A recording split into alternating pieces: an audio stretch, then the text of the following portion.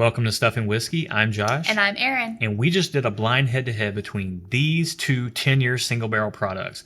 Michter's 10-year bourbon, Henry McKenna 10-year single barrel. Do either of them live up to the hype?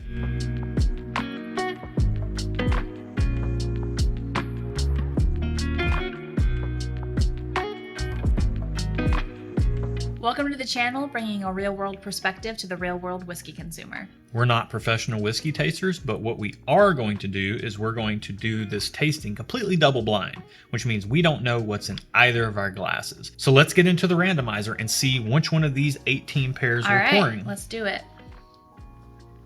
13. 13. So these are rows of 9. So 10, 11, 12, 13. 13. Lucky number 13. Lucky number 13. We're going to clean this up. We're going to get these poured. We'll be right back with our first impressions on glass 1.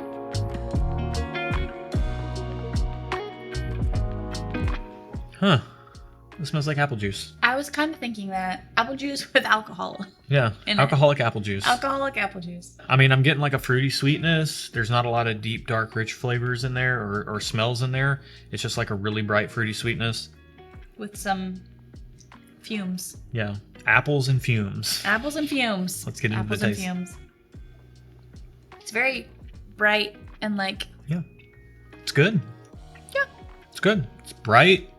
Those bright fruity flavors carry right over to the palate. Bright appley sweetness. It's good. I don't know what else to say. Like, that's good. I don't know if I'm in the bright mood. I don't know.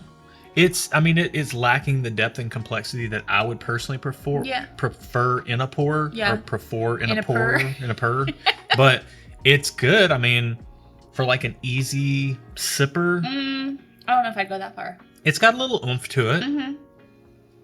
You're right. It's like an intermediate sipper. Like an intermediate sipper. I don't know if I'd call it an easy sipper because it does have a little bit of oomph to it. And it hits me like in the back of my tongue. Yeah, second sip, it's still nice and soft on the palate. You know, and there's not a lot of complexity going on there. I think the intermediate sipper is spot on. Like, you're getting a little bit more flavor and spice than you normally would from like a really easy sipper. Yeah. But the flavor's good. This is something that I would drink if I just really weren't wanting to think about it and just wanting something that tastes like bourbon without the deeper, richer notes. Just a nice casual pour. That's our first impressions on glass 1. Let's get into glass 2. It kind of has a similar smell. Yeah, similar. I'm getting not as appley. Less fruity sweetness. I'm getting a little bit more of like deeper, richer notes, but it's more faint on the nose. Yeah. It's got more oak, but it's not as bright on the nose. Mm-hmm. Yeah. I said bright. What I mean is it's not as strong on the nose. The nose is not as jumping out of the glass. I also feel like it's deeper. Like it's like a deeper apple. Yeah. Like more like a darker red fruit. Yeah. Yeah, it's I don't know. Let's get into the palate. It's not giving me a ton on the nose. Now this is an easy sipper. It doesn't burn. It doesn't like hit me weird like in any certain place in my mouth. Like you definitely get a little bit more of a rounded off profile. Mm-hmm. It tastes lower proof. I don't know if it is or not, but it drinks lower proof. I thought glass 1 drank about 95-ish. Maybe like 90 to 95. Glass 2's hit me a little bit more, 90 to maybe even sub 90 proof. I could be totally off on that. I feel like it has deeper. It feels like there's like more depth. There's not more flavor, but it feels like there's more depth of what flavor is there. Yeah. And then this one is more bright. Does that make sense? That's a really accurate summation of what these two glasses are offering right now on first impressions. Yeah.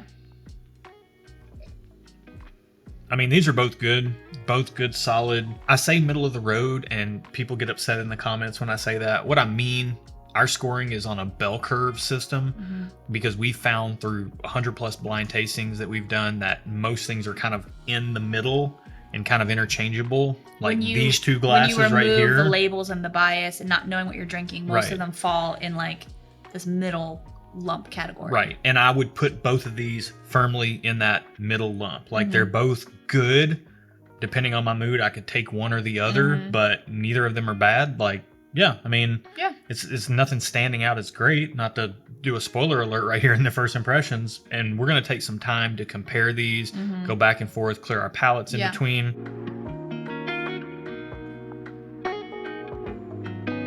Our tasting scores, which are a portion of our real world scores, are the nose, the flavor, and the experience on the palate. And we operate on a very intuitive thumbs up, thumbs down system for our scoring. Thumbs up, we love it. Or no, we like it. 1 point. 2 thumbs up, we love it. That's where we love it. That's 2 points. Yeah. I don't give those away very much, so I was very excited to talk about it. Yeah. Thumbs down, we don't like it. No points if we don't like it. And then just okay. We could take it or leave it. We'll give you half a point if we can take it or leave it. Yep. So let's get into our scores here. Tasting scores for glass 1. Aaron, where are you at? Right. So glass 1 was good. I liked it. I gave it a thumbs up on nose, thumbs up on flavor, and a thumbs up on experience for 3 total points. Nothing crazy. It was good, enjoyable. The end. I gave glass 1 the exact same score. Yeah. Thumbs up on the nose, thumbs up on the flavor, thumbs up on the experience. I said glass 1 had a fruity sweetness anchored in caramel on the nose. Yeah. On the palate, that all carried over, but the caramel became more at the forefront, and then the fruity sweetness was kind of in the background. And then on the finish, I put slightly drying oak, but not in an off-putting way. It was just a little drying. So let's get into glass 2. Aaron, where are you at for glass 2 on your scores? So glass 2 got the same score for me. Thumbs up on nose, thumbs up on flavor, thumbs up on experience. That being said, I will say that I found glass 2 easier to sip. There was less burn. So if you're looking for something that's an easy sipper or something that's for more of a beginner, I feel like glass 2 might be where you want to go because it's less burny. That's good info. I gave glass 2 the exact same scores. Thumbs up on the nose, thumbs up on the flavor, thumbs up on the experience. We hardly ever do that. I know. I mean, like we said, the bell curve, like these are firmly in the middle of the bell curve. They're both solid pours. I said glass 2 had that classic bourbon nose, caramel, vanilla, oak. I even got a little bit of like a grape undertone when I spent some time with it. On the palate, all that stuff carried over. And then on the finish, it had a sweet oak. Okay.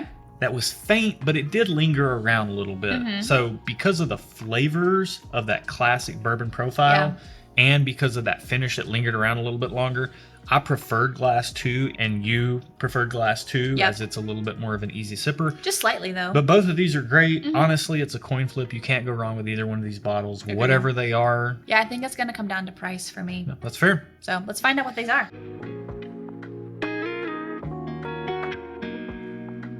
Glass 1 is number 53, and glass 2 is number 52 in our key. Okay, 53. Yep, which was our... Glass 1. You know, if we had to pick a least preferred, which is really doesn't apply to these because they're so close, just different.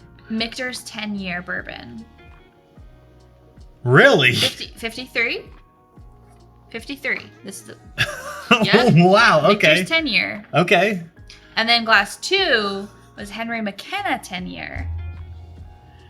So they're both 10-year bourbons, but the price point that you have listed on these two guys are very different.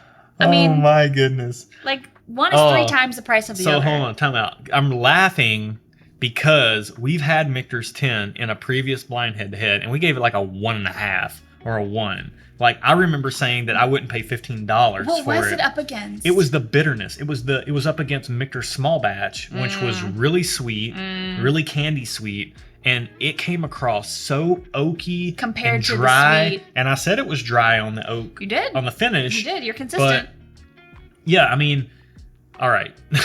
I'm way out of sorts here, so let me collect myself, okay? This is wild, all right? Both of these are hyped up products. Oh, are they? Both of them are hyped up products. Are they hard to get?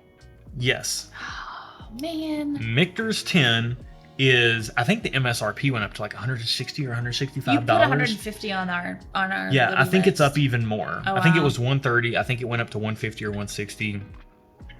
McKenna 10 used to be $40. I think it used to be $30 before that, but then it went up to $40. Now in our market, it's $50.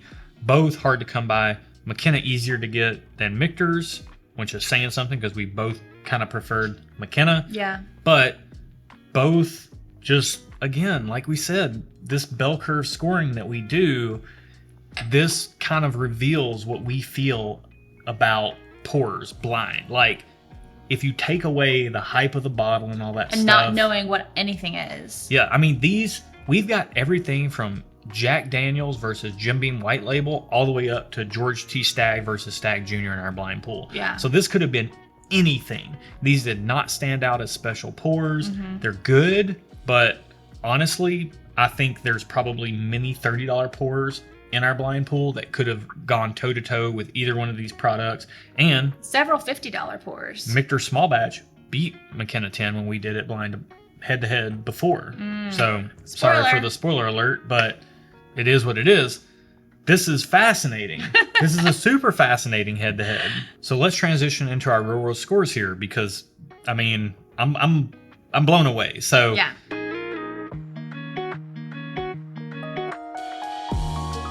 Real world scores, like we said, everything's on a bell curve. Our real world score, we take into account the taste from the blind tasting, and we add in our retail score, which is availability and pricing, and our consumer score, whether we buy it again or not. The store side of the equation and the consumer side of the equation, respectively. Right. So all that adds up to 10 points. Again, bell curve scoring. Most things are kind of in the middle. If it's 4 to 6, that's pretty average. If it's 7 or above, you're starting to get into the outlier territory. 3 or below, you're starting to get into... And I wouldn't even say average. I'd say regular. Like, we found that most pours are in that middle range. Middle of the road. Allocated products, non-allocated products, there's not a lot... When you don't know what you're tasting, there's not a lot of difference. Yeah, and you can honestly interchange things in that middle range with other things in that middle range and not feel like you're losing out or missing out on anything. Correct. Fight the FOMO. All right, let me get off my FOMO soapbox here and let's get into our real world scoring. Okay. So, Erin, glass 1, where are you at for real world scores? Your tasting scores plus your retail score plus your consumer score. So the tasting score for Michter's got a 3, pretty good, regular. The retail score, however, got a thumbs down. Yeah.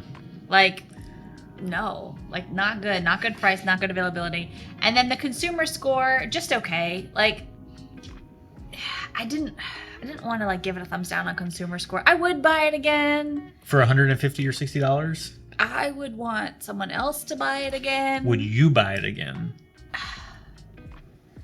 Be honest. No. You wouldn't. No. You wouldn't spend $150 or $60 on what's in this glass? I would not. Okay, then I'm changing my score. So we have to a first ever channel amendment during live scoring. Amending my score. I was half a point at just okay, and now it is 0 points because I would not buy it again for the price. That's the way it goes. There's more. I could get 3 rare breeds for one of those. Yeah. I mean, that's a fantastic point. Yeah. I mean, there's 3 of many things I would buy before I would buy one of these. Yeah. I gave glass 1 the exact same scores for the exact same reason. I gave it a 3 on taste and then thumbs down on retail score because that is a crazy price for a very average product. Yeah. Not bad, just average. It's good, but it's not $150 good. And then would I buy it again or not? No, not for that price. Yeah. Like, to know that product can taste like that, just average, and it's hit me as really off sometimes. Yeah. And I'm just not inclined to spend that kind of money on a product like that again. Now, both of these are single barrels. That's worth noting. Okay. We should have mentioned that earlier, but so you're going to have some variants. Okay. Some can be better than others. This one is fine. Maybe some are outstanding, but I'm willing to play single barrel roulette with $40 or $50, but I'm not willing to play single barrel roulette with $150. I agree. Yeah. I'm just not. For sure. So let's get into glass 2, real world scores. Where are you at on Henry McKenna? Okay, so the $50 price tag is good, but because of the limited availability, I ended up giving it just okay. So half a point on Henry McKenna. And then I would buy it again. So I gave it a thumbs up. I'm laughing because I think this is a channel first. We graded both of these pours exactly the same top to bottom on the score sheet. But can I tell you why I would give it a thumbs up? Yeah.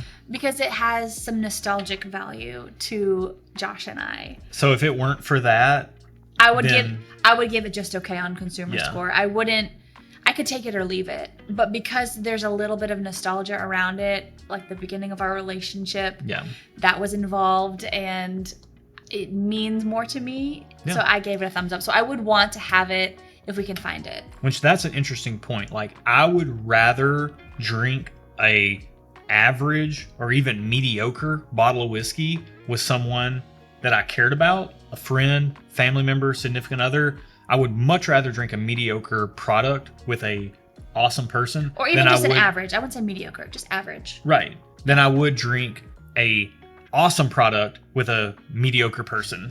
Like, that's true. Because for us, this is way more about the social interaction with the pours than it is about the actual quality of the whiskey. Now, we appreciate a good pour, don't get us wrong. Yeah. But again, through our blind tastings, we found that a lot of the stuff that's supposed to be amazing doesn't really stand out, at least on our palates. Yeah. Maybe we're just dumb and we don't have refined palates. When we don't, well, that's true. But also when we don't know what we're tasting, you don't have that influence telling you that it's supposed to be good, that it should be good, that it should be awesome, and everyone loves it. And so it's more true to what you like. Right. And if you don't like the flavors of Blanton's, which he doesn't, I do.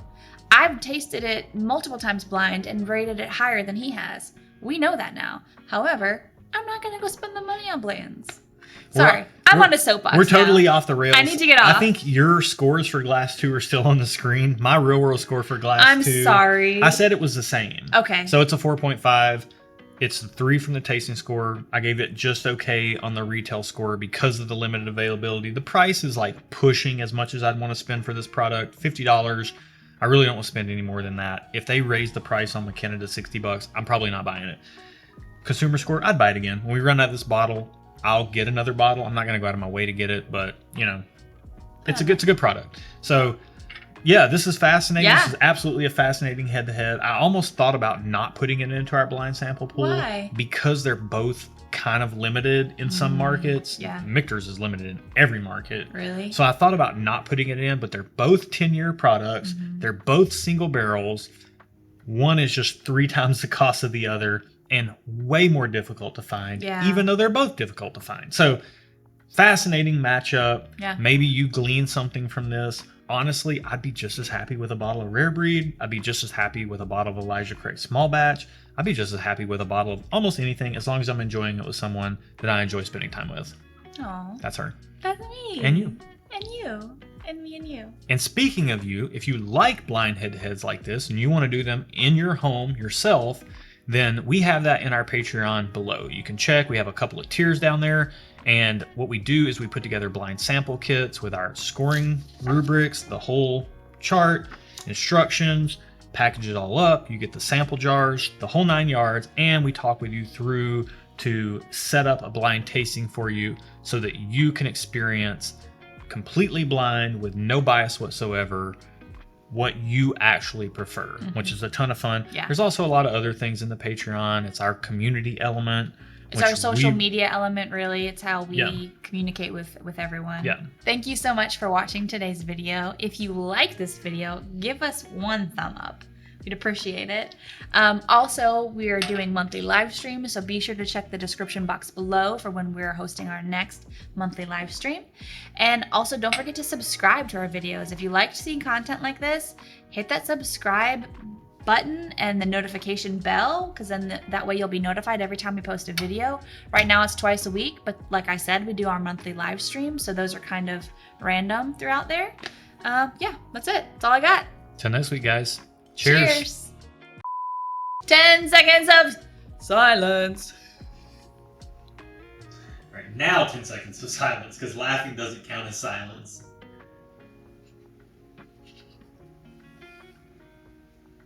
Now.